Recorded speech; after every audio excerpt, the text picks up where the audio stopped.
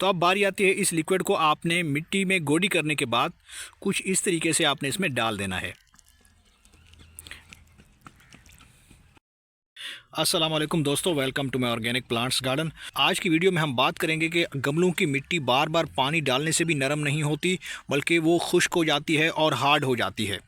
जब ऐसे में मिट्टी पत्थर जैसी बन जाए तो फिर क्या होता है कि पौधे की ग्रोथ रुक जाती है, जड़ें अच्छे से फैलाव नहीं कर पाती, जड़ें ख़राब होना शुरू हो जाती हैं और इंटायरली आपका पौधा सूखना शुरू कर देता है।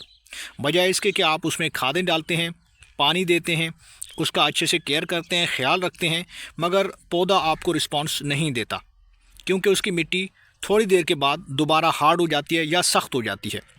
तो आज की इस वीडियो के अंदर मैं आपके साथ एक ऐसा ऑर्गेनिक तरीका शेयर करने वाला हूं, जिसे अप्लाई करने से आपके पौधे की मिट्टी बिल्कुल नरम हो जाएगी, भुरभुरी हो जाएगी और वो अच्छी पैदावार के लिए भी काबिल बन जाएगी।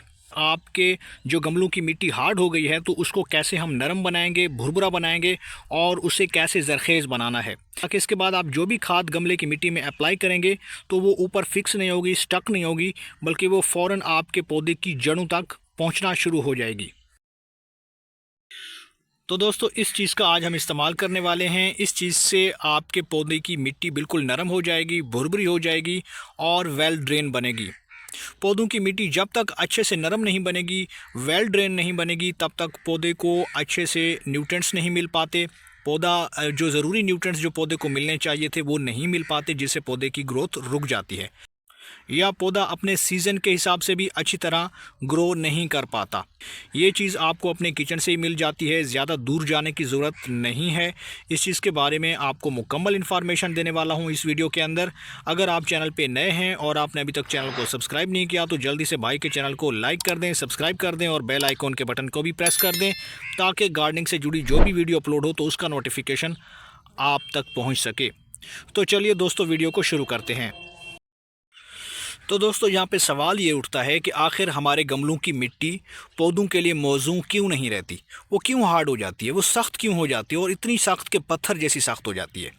तो उसके पीछे हमारी बहुत सारी गलतियाँ होती हैं, ऐसी गार्डनर की मिस्टेक्स होती हैं जिनकी वजह से पौधे के लिए मिट्टी ख़राब हो जाती है।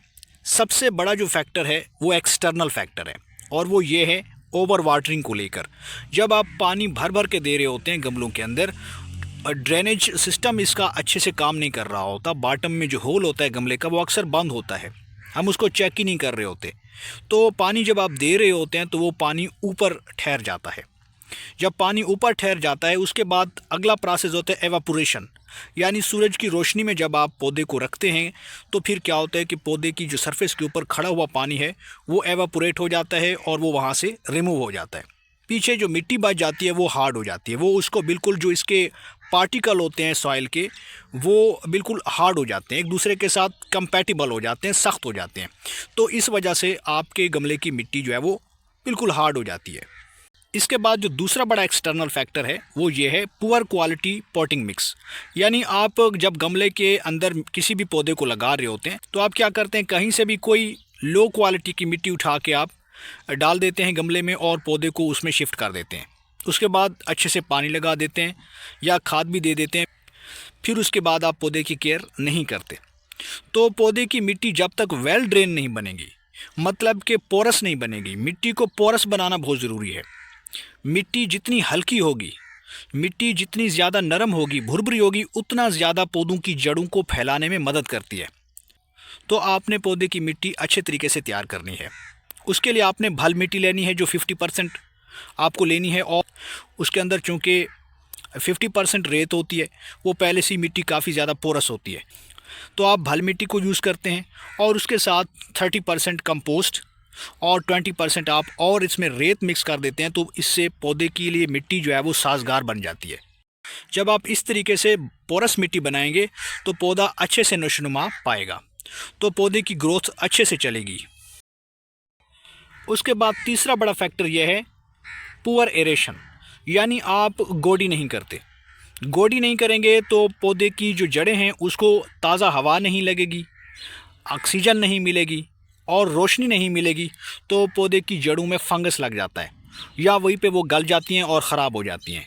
तो इसके लिए हफ्तावार या फिर 10 दिन के बाद आपको पौधे की मिट्टी में गोडी जो है वो करते रहनी चाहिए, गोडी कर लेनी चाहिए।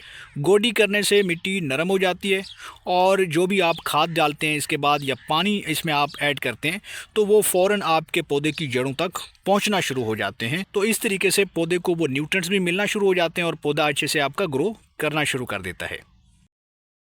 इसके बाद चौथा बड़ा फैक्टर है रूट बाउंड।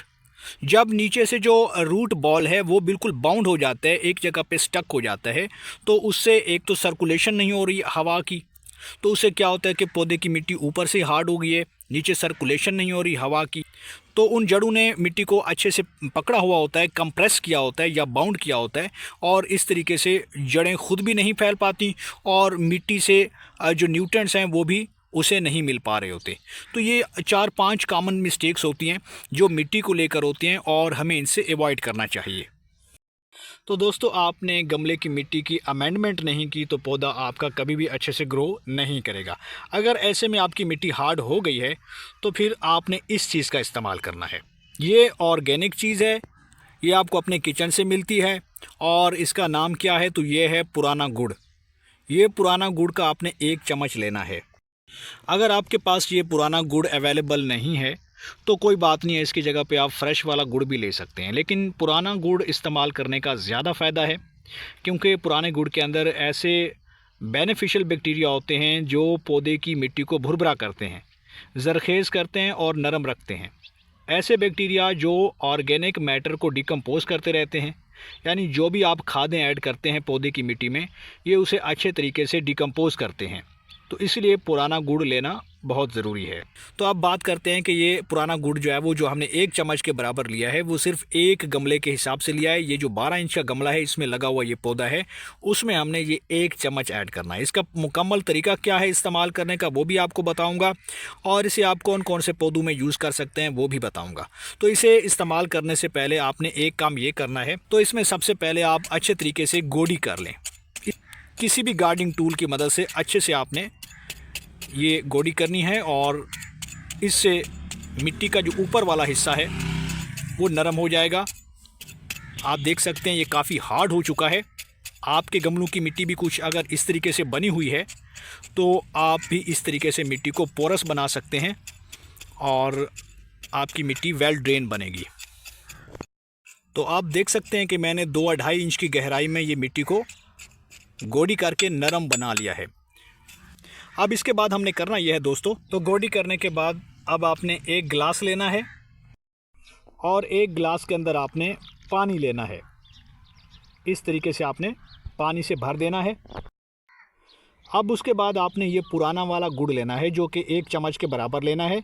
एक गमले के हिसाब से आपने लेना है क्योंकि मेरे पास 12 इंच के गमले में लगा हुआ पौधा है तो उसमें मैं इन्हें ये 1 चम्मच जो है उस पानी के अंदर मिक्स करना है। तो आपने कुछ इस तरीके से इसमें डाल देना है और इसे अच्छे तरीके से आपने चम्मच की मदद से मिक्स कर देना है ताकि ये इसमें डिज़ोल्व हो जाए। तो दोस्तों यहाँ पे मैंने गुड़ को अच्छे तरीके से मिक्स कर लिया है पानी के अंदर।